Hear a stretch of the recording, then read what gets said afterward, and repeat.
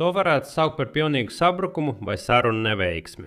Irāna ir atsākusi masveida uzbrukumus Amerikas Savienoto Valstu sabiedrotiem tuvajos austrumos.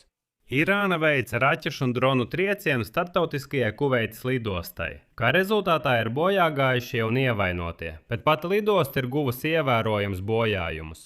Turklāt Irānas Islāma revolūcijas sargu korpuss veica triecienus Amerikas militārajām bāzēm Kuveitā un Bahreinā. Uzbrukuma mērķi bija ASV 5. flotes štābs, aviobāze un helikopteru vienība. Turklāt Irāņi atklāti uzbruka arī amerikāņu naftas tankuģim. Šajā kontekstā ASV prezidents Donalds Trumps pieprasa, lai Irāna rakstiski izklāsta, kādām piekāpšanām valsts ir gatava kodolprogrammas jautājumā. Turklāt prasība radās iepriekšējās vienošanās ietvaros, kuru puses vēl ar cenšas noslēgt. Gandrīz 2 mēnešus. Bet negaidīti daudziem Donalds Trumps šodien publiski apstiprināja, ka patiešām nosauc Izraēlas premjerministru Benjaminu Netanjahu par sasodītu trakotni.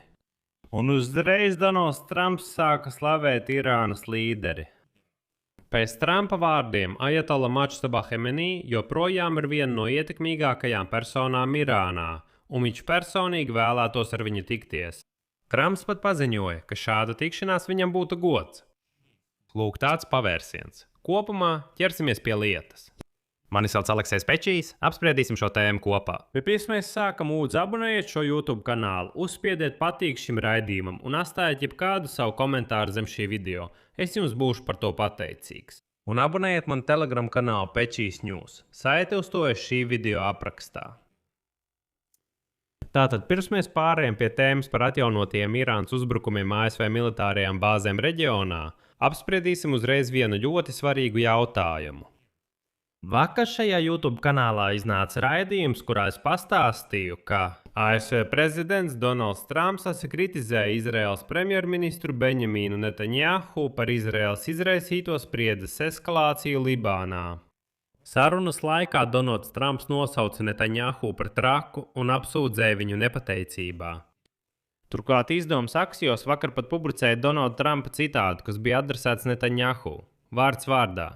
Tu esi sasodīts trakais. Tu sēdētu cietumā, ja neesi. Es glābi tavu pakaļ. Tagad visi tevi ienīst. Visi ienīst Izraēlu šī iemesla dēļ. Ko pie vēlna tu vispār dari? Pēc vakardienas raidījuma komentāros parādījās ļoti izglītoti cilvēki un sāka rakstīt ļoti daudz par to, ka it kā Aleksej Piči, no kurienes tu ņem šo informāciju. Tas taču viss ir meli, tu esi antisemīts. Tu apmelo Netanjahu. Donalds Trumps nekad mūžā neko tādu neteiktu. Un tā tālāk un tā tālāk. Bet zem šī raidījuma es esmu pārliecināts, visi tie paši komentētāji klusēs. Un lūk, kāpēc. Un lieta tāda, ka šodien, nākamajā dienā pēc mana vakardienas raidījuma, pats Donalds Trumps jau ir apstiprinājis, ka sasprintā telefonu sarunā viņš asi kritizēja Izraēlas premjerministru Benjaminu Netanjahu saistībā ar situāciju Libānā. Vadītājiem Miranda Devaina intervijā ar Donaldu Trumpu New York Post podkāstā jautāja, vai viņš sauca Netanjahu par nolādētu trakuli, un vai teica, ka tas sēdētu cietumā, ja ne Trumps. Uz to Donalds Trumps atbildēja, un tālāk es citēšu. Turklāt parādīšu video, kur viņš to saka. Un lūk, Trumps atbild, jā, es to teicu. Un tad viņš piebilda, citēja, es neteiktu, ka biju dusmīgs. Man mazliet satrauca viņa pastāvīgie konflikti ar Libānu, saprotiet? Kādā brīdī es viņam teicu, Bibi, mums tas ir jāpārtrauc, mums tas ir jāaptur. Tu biji dusmīgi uz viņu, un tu teici, vai tu esi traka? Ko tu pie velna dari? Es tev palīdzēju neiet cietumā. Vai tas ir taisnība? Vai tu tajos laikos ar viņu runāji? Jā, runāju. Es neteiktu, ka biju dusmīgs. Es biju mazliet satraukts par viņa. Es pastāvīgi cīnījās ar Libānu. Zini, kādā brīdī es teicu, Bibi, mums tas jāpārtrauc. Mums tas jāpārtrauc, Bibi. We gotta stop this. We gotta stop it. Pats Netanjahu šodien izvairījās atbildēt uz jautājumu, vai Trumps viņu tiešām rāja, bet norādīja, ka jā, strīdas starp viņiem patiešām notiek, taču dažas lietas viņš tomēr apstiprināja. Tālāk viņa citāts. Dažreiz, kā labākajās ģimenēs, mums rodas taktiskas domstarpības, bet mēs vienmēr atrodam veidu, kā tās atrisināt, un to daram kā lieli draugi. Mēs varam no rīta nepiekrist viens otram, bet jau vakarā mums ir kopīga rīcība. Viņš mani cienīja, es cienu viņu. Mēs vienmēr atrodam veidu, kā atrisināt mūsu domstarpības.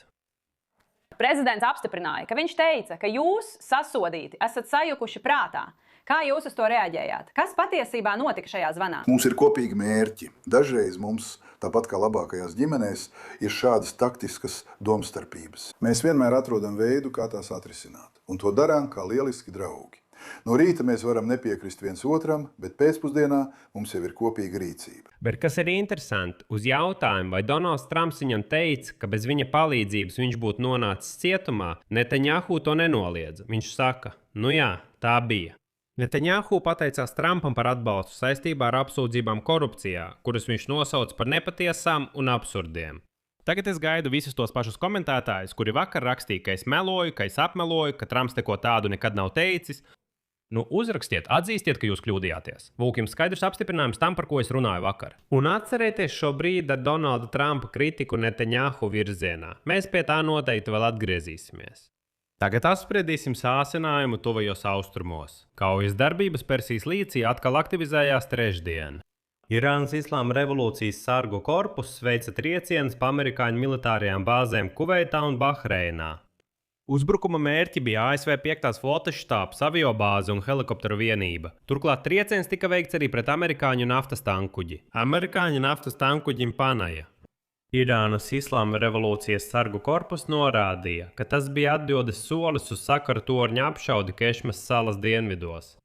Savukārt ASV centrālajā pavēlniecībā paziņoja, ka visas Irānas uzbrukuma mēģinājumi bija neveiksmīgi. Tālāk citāts. 2 Irānas raķetes, kas tika palaistas uz Kuveita, nokrita nesasniedzot mērķi vai arī izjuka gaisā. Un 3 raķetes, kas tika palaistas uz Bahreinu, nekavējoties pārtvēra pretgaisa aizsardzības spēki. Pretgaisa aizsardzība. Šeit jāatzīmē, ka ASV un Irāna sāk apmainīties ar triecieniem uz iestrēgušo miera sarunu fona. Vienlaikus starp valstīm darbojas uguns pārtraukšanas režīms, ko ASV prezidents Donalds Trumps izsludināja jau aprīļa sākumā un vēlāk pagarināja uz nenoteiktu laiku. ASV un Irāna apspriež miera līgumu, kurā jāiekļauj Teherānas atteikšanās no urāna bagātināšanas un Ormūza šauruma atvēršana. Un lūk, saskaņā ar Axios datiem no 31. māja Donalds Trumps pieprasīja dokumentā iekļaut konkrētību attiecībā uz urānu. Tajā pašā laikā 1. jūnijā Irānas aģentūra Tasnim ziņoja, ka Irāna aptur sarunas ar ASV it kā Izraēlas uzbrukumu Libānai dēļ. Tomēr pēc tam Donalds Trumps precizēja, ka nē, sarunas turpinās un norit straujiem tempiem. Bet mēs ar jums šādas muļķības no Donalda Trumpa esam dzirdējuši jau 100 reizes par to, ka tūlīt jau viss ir sarunāts. Vēlāk Irāna nolēma veikt, vēlāk šodien, tādu demonstratīvu uzbrukumu Kuveitai, es pat teiktu, uzkrītošu demonstratīvu. Irāna veica raķešu un dronu triecienu pa Kuveitas startautisko lidostu. Saskaņā ar Kuveitas aviācijas iestāžu datiem uzbrukums izraisīja ievērošas termināļa ēkas postījumus, kā arī bojājumus kritiskās infrastruktūras objektiem un diplomātiskajām pārstāvniecībām. Pēc trieciena varas iestāde uz laiku pilnībā apturēja lidostas darbību. Viens no termināliem joprojām ir slēgts, jo tas ir guvis lielus bojājumus. Un šeit es atgādinu, kāpēc es saku, ka tas ir demonstratīvs trieciens, jo lidosta tikai nesen atsāka pilnvērtīgu darbu pēc iepriekšējo uzbrukumu seku likvidēšanas. 2 dienas pirms jaunā trieciena Kuveitas varas iestādes ziņoja par remonta darbu pabeigšanu un pirmā termināļa darbības atjaunošanu, kas šodien atkal tika uzbrukts un atkal guva vislielākos bojājumus. Un šajā kontekstā ASV prezidents Donalds Trumps pieprasa Irānai rakstiski izklāstīt tās piekāpšanās, uz kurām valsts ir gatava attiecībā uz kodolprogrammu. Turklāt prasība radās sākotnējās vienošanās ietvaros, tajā pašā savstarpējās sapratnes memorandā, kuru puses cenšas noslēgt. Iepriekš Irānas sarunvedējs sniedza mutiskus apliecinājumus, ka režīms galu galā piekritīs noteiktiem nosacījumiem attiecībā uz savu kodolprogrammu. Šeit ir svarīgi ņemt vērā arī to, ka detalizētas diskusijas par kodolvienošanos bija paredzētas tikai pēc ietvaru vienošanās, proti laikā, kad puses saskaņos galīgo līgumu. Tomēr ASV prezidents piektdienas situāciju centrā notikušajā sanāksmē secināja, ka Irānas mutiskās saistības nav pietiekami spēcīgas, tāpēc viņš pieprasīja konkrēti izklāstīt piekāpšanās nosacījumus sākotnējās vienošanās ietvaros. Un tieši šī prasība būtībā arī atklāja atvainojiet būtību, Irāņi. Viņi uzreiz paziņoja, ka vairs nevēlas nekādas sarunas. Bet šeit arī pats Trumps sāk uzvesties dīvaini, jo no vienas puses viņš kritizē Netanjahu, bet no otras puses slavē Irānas līderi.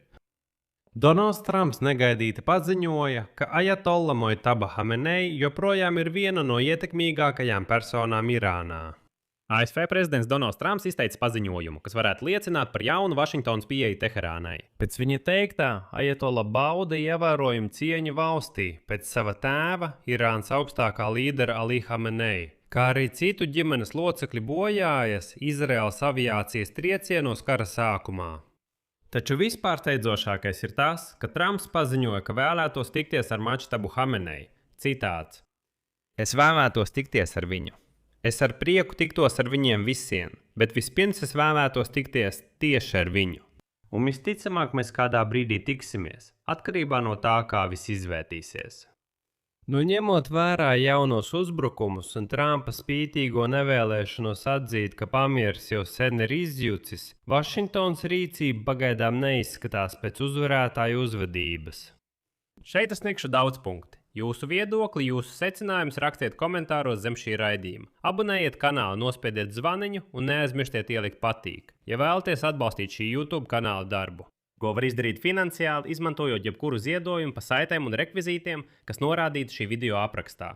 Ar to viss, saudzējiet sevi, visu labu!